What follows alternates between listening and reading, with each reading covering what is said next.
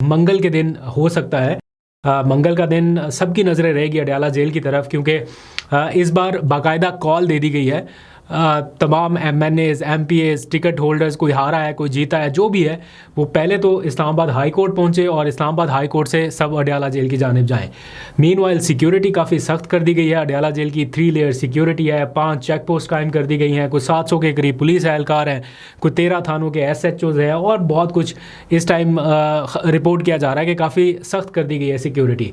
ये वाला जो मंगल होगा इसमें काफ़ी हैपनिंग्स हो सकती हैं, क्योंकि आज अभी थोड़ी देर पहले की अपडेट ये है कि वज़ीर आला सुहेल आफरीदी ने ISF के नौजवानों को बुलाया। ये बिल्कुल वही अप्रोच है या सोच है जैसा इमरान खान किया करते थे कि ऐसे किसी भी टाइम पे क्रूशल मोमेंट्स पे वो रजू करते थे नौजवानों से और उनको बुला लेते थे जब कोई फ़ैसले का टाइम थोड़ा करीब आने लगता था। इसी किस्म की सिचुएशन अभी दिखाई दे रही है। सुहेल आफरीदी ने ISF के अहदेदारों को बुलाया, उन्होंने 17 मिनट का खिताब किया है, जो हमारे पास वीडियो मौसूल हुई है। मैं आपको कुछ क्लिपिंग्स उसके एंड में दिखा दूँगा। उसमें उन्होंने पहले तो पूरी डिटेल बताई कि क्या क्या हो रहा है, उसको काउंटर करने के लिए क्या कानूनी ऑप्शंस इस्तेमाल किए गए, वो सारे आपके सामने हैं। कितनी बार वो अडयाला जेल गए, कितनी उन्होंने कोशिशें की, फिर अभी लास्ट जो पूरी रात वो बैठे, वो सारा उन्होंने नौजवानों को बताया। और फिर उन्हें कहा कि आप लोग तैयार रहिएगा। इस बार मंगल के रोज़ कहा गया है कि आप लोग तैयार रहिएगा, लेकिन उन्हें ये नहीं कहा कि आप अडयाला जेल की जानिब आ जाइए।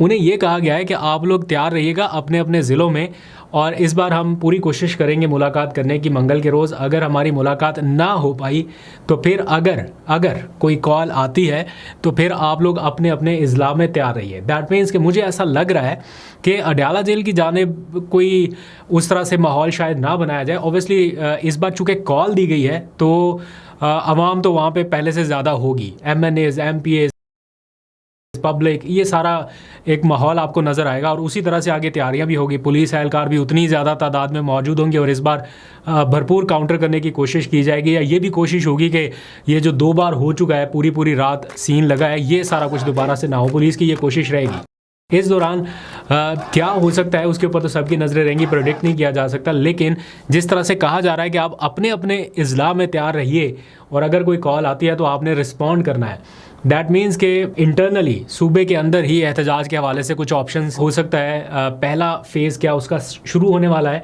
मौसम भी सर्द हो रहा है और ऐसे में ये सारी चीज़ें प्रेडिक्ट करना मुश्किल है, लेकिन हालात कोई बहुत ज़्यादा आइडियल दिखाई नहीं दे रहे। लेकिन आई होप कि मामलात एक्सट्रीम पे जाने से पहले हुकूमत जो है वो इस बार इंश्योर करे कि उनकी मुलाकात हो सके, क्योंकि 2 मिनट की या 5 मिनट की एक मुलाकात से हुकूमत ख़ुद ये सारी कन्फ्यूजन डिफ्यूज़ कर सकती है जो इस टाइम बाहर पैदा हो रही है। हुकूमत अगर चाहे संजीदगी से कि हमने ये जो र्यूमर्स आ रही हैं, फेक न्यूज़ चल रही हैं, ये हो रहा है वो हो रहा है, तो ये सारा कुछ काउंटर हो सकता है सिर्फ एक मुलाकात से। आई डोंट नो कि क्यों नहीं कराई जा रही, और मैं ही नहीं और भी बहुत सारे लोग जो हैं वो इसी अभाम का शिकार हैं कि आखिर मुलाकात में कबाहत क्या है।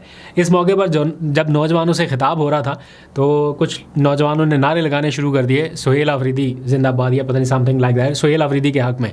तो उन्होंने रोका और कहा नहीं इमरान खान, तो इमरान खान के बारे में फिर उन्होंने नारेबाजी कराई। तो ये माहौल है इंटरनल PTI के कैंप का कि ये तख्त और ताज और ये ज़र, ये दौलत, ये शहाना लाइफ, ये चीजें ना ही मेरे लिए पहले हैसियत रखती थी और ना आज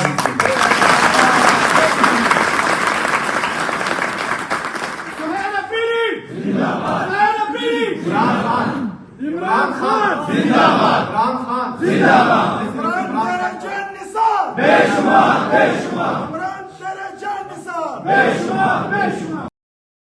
अब ज़रा आ जाइए, थोड़ा सा मैं आपको अपडेट कर दूं कि 27वीं तरमीम के बाद हुकूमत को आज पहला झटका कैसे मिला, सिंध हाई कोर्ट में क्या सिचुएशन रही, उसके बाद ज़रा इमरान खान की बहनों का जो इंडियन मीडिया के ऊपर इंटरव्यूज़ का एक मामला शुरू हुआ उसके ऊपर भी बात करेंगे।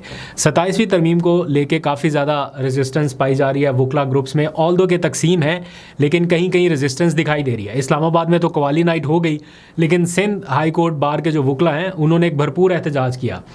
फिर जिन लोगों ने 27वीं तरमीम के ख़िलाफ़ मुहिम चलाई, आज उन्होंने इंतखाब भी जीत लिया। सिंध हाई कोर्ट बार के इंतखाबात हुए और उसमें जो हुकूमती ग्रुप था, एहसन भून ग्रुप या आज़म नज़ीर तारड़ ग्रुप या बिलावल ग्रुप, जिसे आप हुकूमत इत्तेहाद का ग्रुप कह सकते हैं, वो कामयाब नहीं हो सका, उसे शिकस्त हुई और वो उम्मीदवार जिन्होंने 27वीं तरमीम के ख़िलाफ़ मुहिम चलाई वो कामयाब ठहरे। जिसके बाद बाहर का जो माहौल है वो भी थोड़ा मुख्तलिफ नज़र आया, वकला जश्न मनाते दिखाई दिए, आतिशबाजी हो रही है। ऑल्दो कि ये कोई बहुत बड़ी अचीवमेंट नहीं है, लेकिन स्टिल जो लोग आवाज़ उठा रहे हैं 27वीं तरमीम के हवाले से वो इसको अपनी बड़ी कामयाबी करार दे रहे हैं। अब ज़रा सा आ जाइए जो इमरान खान की बहनों के हालिया इंटरव्यूज़ भारतीय मीडिया के ऊपर हुए हैं।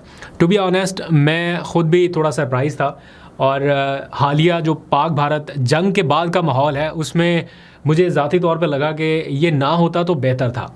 ऑन द अदर हैंड अगर दूसरी साइड का पर्सपेक्टिव देखा जाए कि उनके पास क्या ऑप्शंस हैं, वो जहाँ जिस प्लेटफॉर्म पे जाते हैं उनकी सुनवाई हो रही है नहीं हो रही, उनको इंसाफ मिल रहा है नहीं मिल रहा, क्या नेशनल मीडिया उनको एंटरटेन कर रहा है उस तरह से, क्या यहाँ पे वो वही बात आसानी से कह पा रहे हैं, ये बहुत सारे फैक्टर्स हैं। स्टिल आई बिलीव कि अगर किसी और मीडिया को, जैसे इंडिपेंडेंट मीडिया बहुत सारे हैं, उर्दू इंडिपेंडेंट, उनको भी इंटरव्यू दिया आज मैंने देखा अलीमा खान ने, और भी कई हैं, या और फॉरेन मीडिया है, उनको आप इंगेज करें तो वो शायद ज़्यादा बेहतर होता। बहरहाल ये कंट्रोवर्सी चल रही है और इसी कंट्रोवर्सी का फ़ायदा उठाते हुए कुछ लोग जो है वो इंटरव्यू की क्लिपिंग का एक हिस्सा बिल्कुल ठीक रहने दे रहे हैं और आखिर में वो उसको एआई के थ्रू अपनी मर्ज़ी का ऐसा नैरेटिव बना रहे हैं कि इनके ख़िलाफ़ मुहिम चलाई जा सके और वो उसको यूज़ करते दिखाई दे रहे हैं। हालांकि ख़ुद भी बहुत सारे लोग यहाँ से जो एतराज़ कर रहे हैं उनके कैंप के या उनके लीडरान जो हैं वो भारतीय मीडिया को इंटरव्यूज़ दे चुके हैं, घर बुला के इंटरव्यूज़ दे चुके हैं, ये सारा कुछ हुआ। लेकिन ऑफ कोर्स पाकिस्तान इंडिया जंग के बाद जो माहौल है वो थोड़ा सा बदला है। अब देखते हैं मामला कहाँ तक जाता है, लेकिन एआई वीडियोज़ की वजह से प्रोपेगेंडा थोड़ा ज़्यादा तेज़ हो रहा है, इसको देखना पड़ेगा। अब आ जाइए ज़रा एक और अहम खबर, दो खबरें। शौकत खानम हस्पताल के अकाउंट्स जो है उनके बारे में इतला ये मिली कि फ्रीज़ किए गए। मुझे अभी एट द मोमेंट का नहीं पता कि क्या स्टेटस है, लेकिन ये पहले पता चला कि अकाउंट फ्रीज़ किए गए और उसकी वजह से पोर्ट पर जो आने वाली अद्वियात थी वो रुक गई क्योंकि उनके बिल की क्लियरेंस नहीं हो रही। ये एक ऐसा मकसद है, एक ऐसा कॉज है जिसके लिए सबको आवाज़ उठानी चाहिए और मेरा ख्याल है रुकावटें डालने की बजाय शौकत खानम हस्पताल को मजबूत करना चाहिए या उनको मज़ीद डोनेशन देनी चाहिए। बेशक सूबाई हुकूमत अपने तौर पे कैंसर के मरीज़ों के लिए इकदाम कर रही है, सब कुछ कर रही है, लेकिन ये इकदाम इतने नहीं हैं कि आप किसी दूसरे का रास्ता रोक दें, बल्कि आपको अपने साथ साथ दूसरे की जो सलाहियत है उसको भी बढ़ाने की कोशिश करनी है। तो ये जो अकाउंट्स की फ्रीजिंग है शौकत खानम हस्पताल की, ये बड़ा एक अफसोसनाक वाक़या है, इसमें देखना पड़ेगा। And I hope and I pray कि ये बहुत जल्द रिज़ॉल्व हो जाए। जैसे ही इनके अकाउंट्स ओपन होंगे आप देखिएगा कि कैसे लोग इनको एक बार फिर से डोनेट करते हैं। एक खबर नौजवान सहाफ़ी सोहराब बरकत के हवाले से। ऑब्वियसली इस टाइम सबको मालूम है कि उन्हें एयरपोर्ट पे ऑफलोड किया गया ब्राज़ील जाते हुए। एक कॉन्फ्रेंस में शिरकत के लिए वो जा रहे थे और इस टाइम सब उनके लिए आवाज़ उठा रहे हैं। अगर कोई लेजिटिमेट केस हो या कोई ऐसा वाक़या हो जिसमें लगे कि बहुत जेन्युइन केस है और अदालती अहकामात के रोशनी में रोका जा रहा है या कुछ ऐसा हो गया, फिर तो समझ आती है। जब अदालती अहकामात ही ऐसे हैं कि इनको ना रोका जाए और अदालती जो तफसीलात हमारे सामने आई हैं कि उनका नाम क्लियर कर दिया गया था, FIA ने ख़ुद आके अदालत में रिपोर्ट जमा की कि जनाब कोई रुकावट नहीं है, ये जा सकते हैं, फिर ये सारा कुछ हो रहा है। एक वैसे वो सिनेरियो ऐसा बना है, कभी ऑफ लोडिंग की खबरें आ रही है, कभी किसी को इस तरह एयरपोर्ट पे रोका जा रहा है। तो ये ओवरऑल जैसा माहौल बनता जा रहा है, ये इटसेल्फ पाकिस्तान के इमेज के लिए कोई बहुत ज़्यादा आइडियल सिचुएशन नहीं है।